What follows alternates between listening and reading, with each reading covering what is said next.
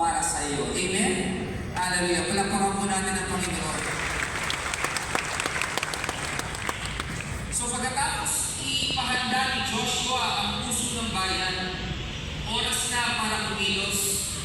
Pero dito nagiging mas nakakagulat ang kwento. Bakit? Dahil hindi mo na pinatigil ng Diyos ang ilog bago sila lumakad. Sa halip, hinintay ng Diyos ang unang hakbang ng pananampalataya ng Israel.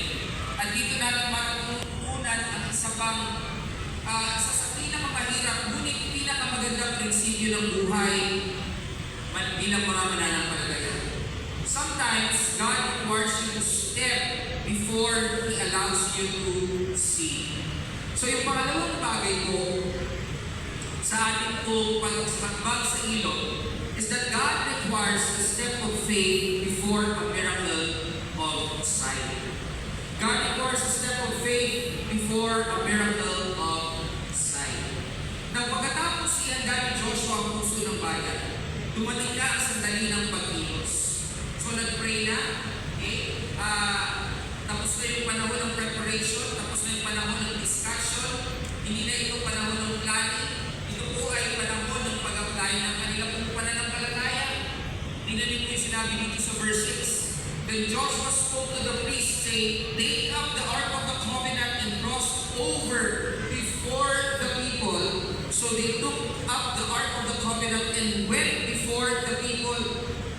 So, napansin niyo po ba yung unang pinakilos ni Joshua? Eh, ano pong unang pinakilos? Yung mga sundalo po ba? Yung mga pinakamatapang at pinakamahusay na mandirigma ng Israel? Yung mga scouts po ba? Yung mga spies? Hindi po. Ang unang pinakilos ni Joshua ay ang mga pari na may dala ng Ark of the Covenant. Nagkamali po ba si Joshua? Alam nyo, hindi po ito pagkakamali, hindi po ito aksidente. May gustong ituro ang Diyos sa kanila at sa atin. Nauna po yung Ark of the Covenant. Ang Ark of the Covenant ay mahalaga po sa kanila. Sa buong paglalakbay ng bayan, ang Ark of the Covenant ang simbolo sa presensya ng Diyos. Pag nakita niyo po yung Ark of the Covenant, sa ibabaw po nun ay meron po tinatawag na mercy seat. Pakisabi po, mercy seat. Eh, ibig sabihin ay ito po ay nagpapahayag ng habag ng Panginoon. Doon po ipinapakit ng high priest ang dugo tuwing Day of Atonement. Doon ipinapakita ng Diyos na kahit makasalanan ng tao, may paraan upang makalapit sa Kanya dahil sa Kanyang habag. At di lamang po yan sa ibabaw nandun yung mercy seat. At sa loob ng arko, naroon ng tatlong bagay. Meron pong naroon po yung tablets ng Ten Commandments, yung stone tablets. May isang sisidlan ng mana at naroon din po yung tungkod ni Aaron na namumulaklak. Kung napakahalagang mga simbolo po ito para sa mga Israelita. Napakahalagang mga bagay po ito para sa mga Israelita. Dahil lahat ng ito ay nagpapaalala ng covenant faithfulness ng Diyos. Na hindi sila pinabayaan ng Diyos, na hindi sila kinalimutan ng Panginoon. Kaya nung sinabi ni Joshua na ang ark ang mauuna, parang sinasabi niya, hindi ang bayan ang mauuna, ang Diyos ang mauuna. So, napakahalaga po ng prinsipyo na ito. Hindi po tayo tinawag ng Diyos para unahan siya. Hindi ka gumagawa ng plano para sa Diyos. Ano ang panawagan ng Diyos sa atin? God is calling us to follow His leading. Tayo po ay tinawag ng Diyos para sumunod sa Kanya, mag-obey sa Kanya. So, pansinin niyo po ito. Sino po ang may bitbit ng ark? Yung mga pari. Hindi po yung mga marines, hindi po yung mga sundalo, hindi po yung kanilang bukbo, kundi yung mga pari. Yung mga pari ang unang hahakbang doon sa ilog. Ark of the Covenant, habang sila po ay kumikilos ay bitbit po ito ng pari. Hindi pwedeng ilagay sa kariton. Kailangan mga pari ang magbibitbit nito. So sila ang unang hahakbang sa ilog. Hindi sila binigyan ng assurance assurance na pagtapak nyo dyan ay magkakaroon ng himala. Wala pong ganon. Hindi po sila binigyan ng paalala ng Panginoon na titigil muna ang tubig. Wala pong ganon. Ang instruction sa kanila ay simple, maglakad, humakbang kayo. So imagine niyo sila po ay nakatayo dun sa gilid ng ilog, sa tabi ng ilog na umaapaw. Habang nakatingin ang buong Israel, napakaraming tao, nandun po yung mga pamilya nila, nandun yung mga bata, lahat ay nakatingin doon sa mga pari. At isang maling hakbang lamang maaari silang tamahin dahil malakas ang agos ng ilog. Ano kaya ang iniisip nila? Siguro kung tayo iisipin natin, sigurado ka ba? Parang delikado yata yung gusto nyo ipagawa sa akin. Alam mo, may tinatawag mo sa psychology na ang anticipatory anxiety. Hindi pa nangyari, natatakot na tayo. Okay? Bago mangyari yung isang bagay, meron tayong takot na nararamdaman. Sino pong may ganyan minsan? May isip mo palang takot na takot ka na. Diba? Ayoko na, baka kasi ganito, ganyan. Diba? Maming ka na. Sabi po ng mga researchers, kadalasan mas matindi ang stress bago mangyari ang isang event kaysa habang nangyayari ito. Paano? Takot na takot din. Pero nung nangyari na, nung nagaganap na yung event, ay kaya mo naman pala. Diba? Hindi naman nangyari yung iyong kinatatakutan. Bakit ganon? Dahil yung ating imagination, it is powerful. Diba? Ganyan po yung utak natin. Usually, it magnifies uncertainty. Mas malaki yung what if natin kaysa doon sa reality. What if I fail?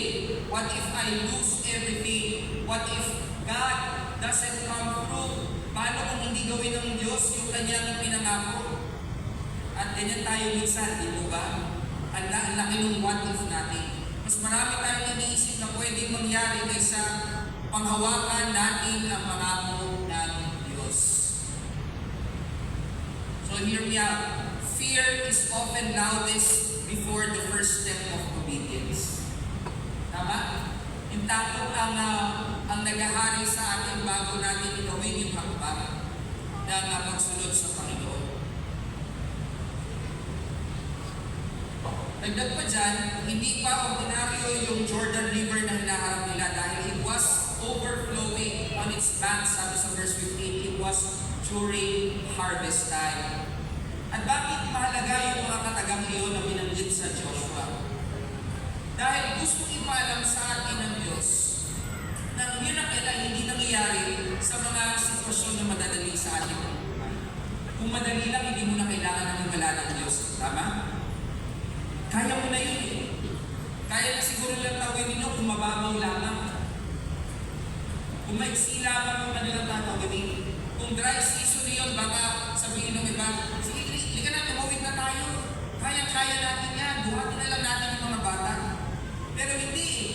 You see, God intentionally brought them to the river at its most impossible season to cross. Bakit? Hindi dahil gusto niya silang pahirapan. But God intentionally brought them to an impossible river so that no one could deny His power.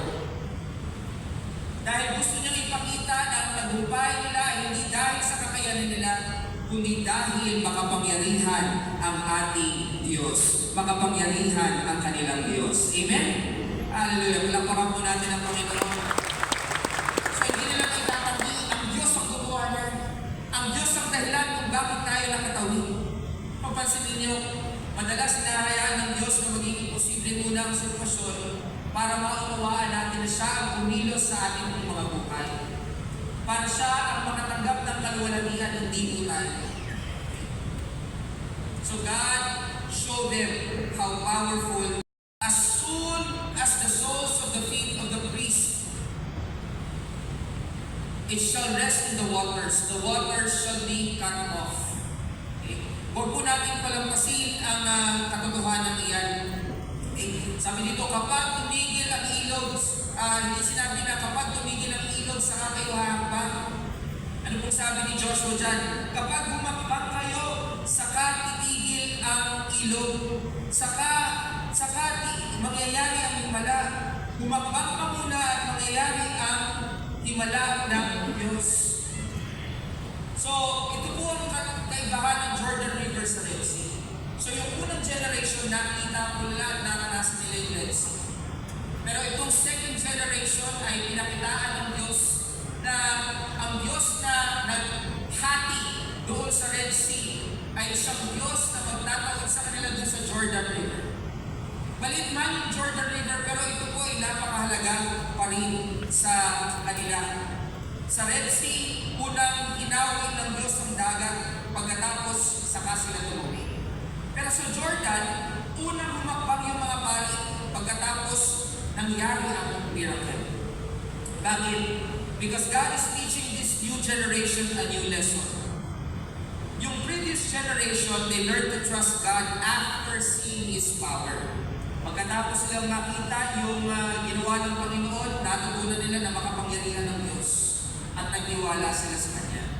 Pero etong generation ito, alam na yung kwento na yun eh. So, this new generation would learn to trust Him before seeing His power. Now, meron pong isa pong prinsipyo sa sociology na tinatawag na social courage. Ano po itong social courage? Ang sabi nila, kapag may isang tao na naunang gumawa ng tama, nagkakaroon ng lakas ng loob ang iba na sumunod. Okay? So, kapag napakahalaga ng ginagawa ng mga pari, ang kanilang pong pananampalataya ang naging inspirasyon sa buong bansa. Yung kanilang pagsunod doon sa sinabi ng Panginoon kay Joshua ay napakahalagang hakbang na kanilang pong ginawa. Sabi nga po nila, leadership is not merely giving directions. Leadership is taking the first step. Bakit? Alam niyo, may mga tao po sa paligid natin naghihintay ng halimbawa. Katulad ng Israel, nandun yung mga anak, nakatingin doon sa mga magulang. Nandun yung mga bagong pananampalataya, nakatingin sa kanilang mga life group leader. At mamaya po, kanina ay meron po tayong dalawang batch ng mga graduates mula po sa ministries natin na nagtapos po ng ating pong growth track, book 1. At mamaya po ay meron pong ibang mga mag-graduate. So, yung mga life group leader ay tinitingnan po ng kanilang mga members. Ang mga congregations ay nakatingin po sa kanilang mga pastor. At minsan nakatingin tayo sa ating kapwa mananampalataya.